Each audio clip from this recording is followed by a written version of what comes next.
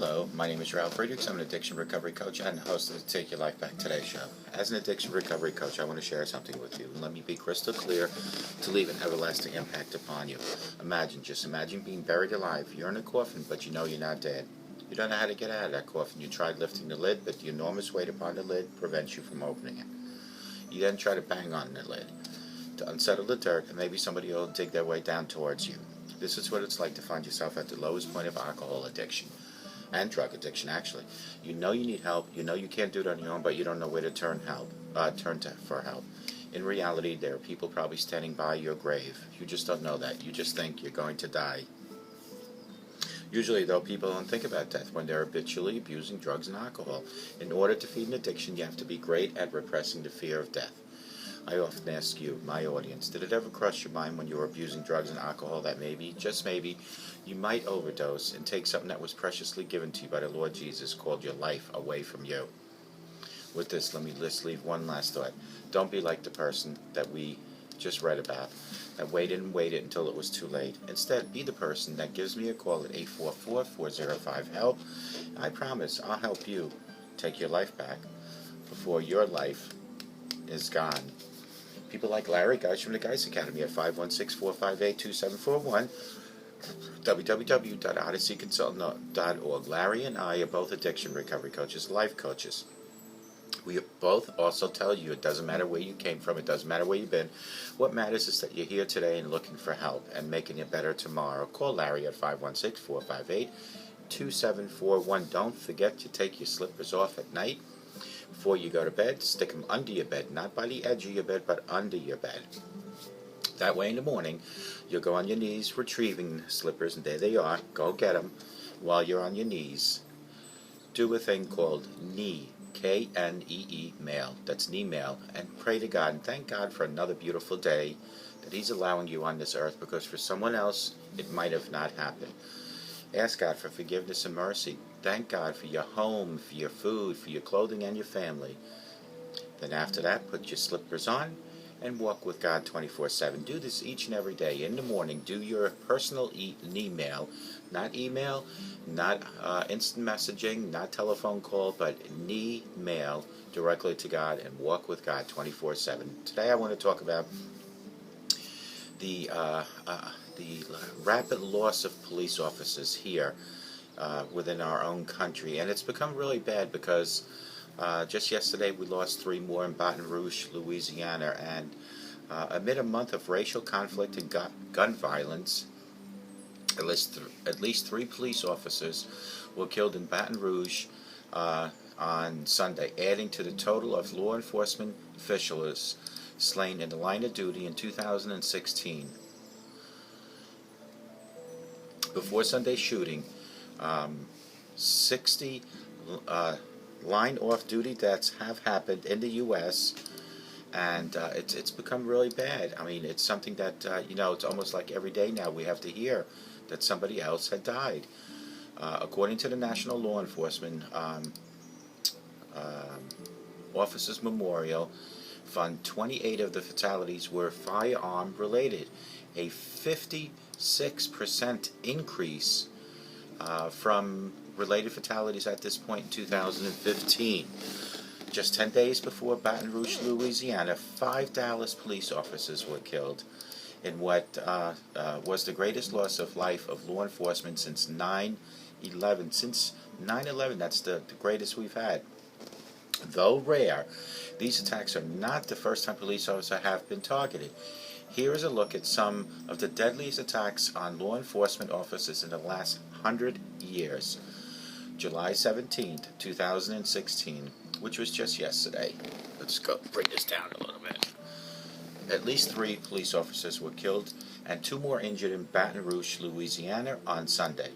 The shootings came just weeks after the killing of Alton Sterling, 37, a black man from Baton Rouge whose death was shared with the nation after multiple videos captured 2 police officers holding Sterling down as they shot him.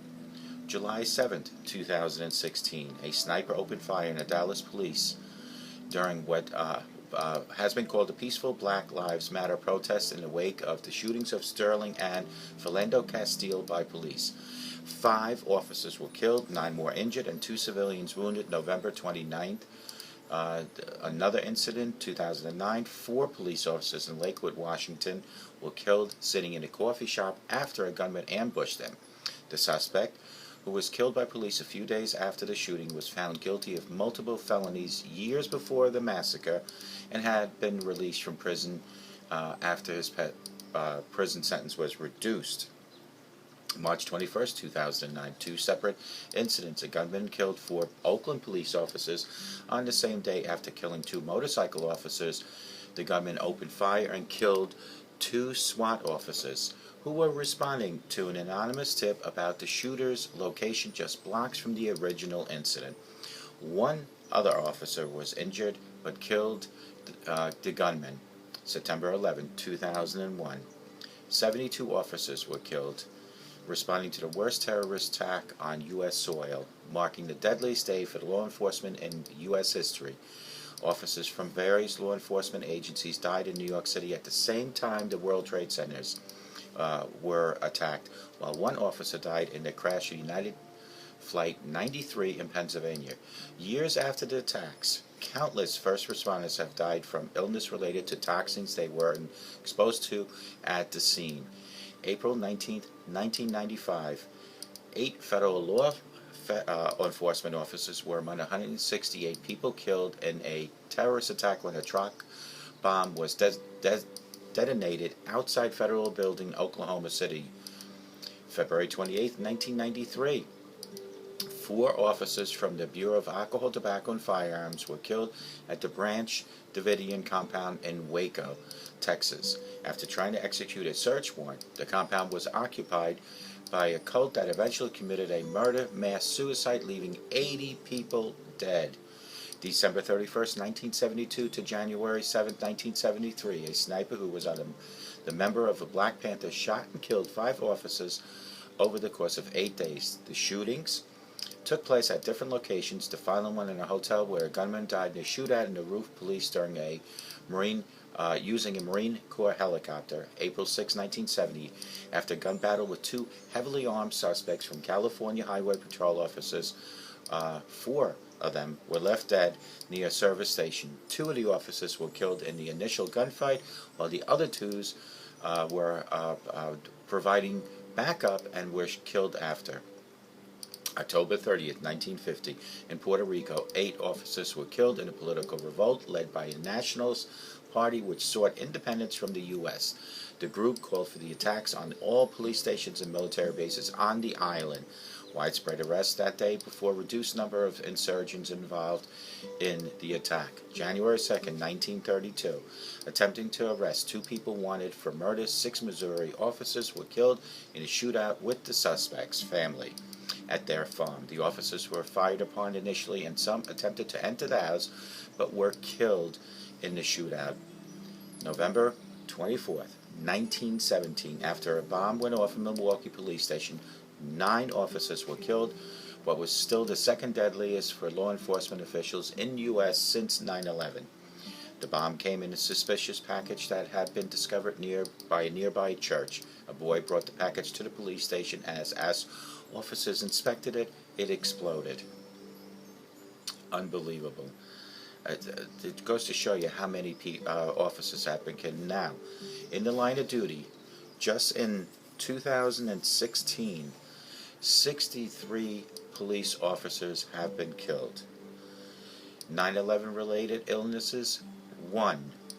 Aircraft accident, 1. Animal related, 1. Assault, 1. Automobile accident, 9. Gunfire, 28. Gunfire accidental, 1. Heart attack, 4. Motorcycle accident, 3. Struck by a vehicle, 2. Vehicle pursuit, 3. Vehicle assault, 9. By the month, in January, 5. February 10. March 16. April 2. May 7. June 11. And July 15. By the state, Arizona with 1, California with 3, Colorado with 3, Florida with 3, Georgia with 2, Illinois with 2, Indiana with 1, Iowa with 1, Kansas with 1, Louisiana with 7, Maryland with 3, Massachusetts with 2, Michigan with 3, Mississippi with 1, Missouri with 1, New Jersey with 1, North Dakota with 1, Ohio with 3, Oregon with 1, Puerto Rico with 1, South Carolina 1, Tennessee 3, Texas with 12, U.S. government 3, Utah 1, Virginia 3, West Virginia 1, and Wisconsin with 3. Now by gender, there were 59 male officers killed and 4 female. Make that 63 male now, actually. The average age for an officer being killed was 40. Average tour of duty, 12 years, 3 months of duty. K-line of duty deaths, in other words, dogs. Accidental, there was 1. Choking, 1. Automobile accident, 1. Drowned, 1. Gunfire, 6. Gunfire by accident, 2.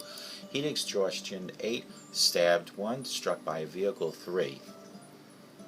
That is unbelievable numbers. I think something has to be done. Folks, I ask that you respect the officers. When you're out there, give them a hug, give them a hello. These folks are putting their line on life to protect your freedom, protect your rights. People argue and say, well, there's been some violence against the public, but folks, it is these shootings that puts these officers on such a, their backs against the wall. They don't even know how to respond anymore. So I beg and I ask you to please restrain from using any violence towards an officer. It's just way too many officers killed so far. We're only in July. At this rate, I would hate to think how much further we're going to go. I ask that you pray for all the officers and their families that have lost their lives in Baton Rouge, Louisiana, and Dallas, and all of them so far. And I hope you were informed, basically, on what has happened in the last 100 years in this country with police officers. And may God bless you.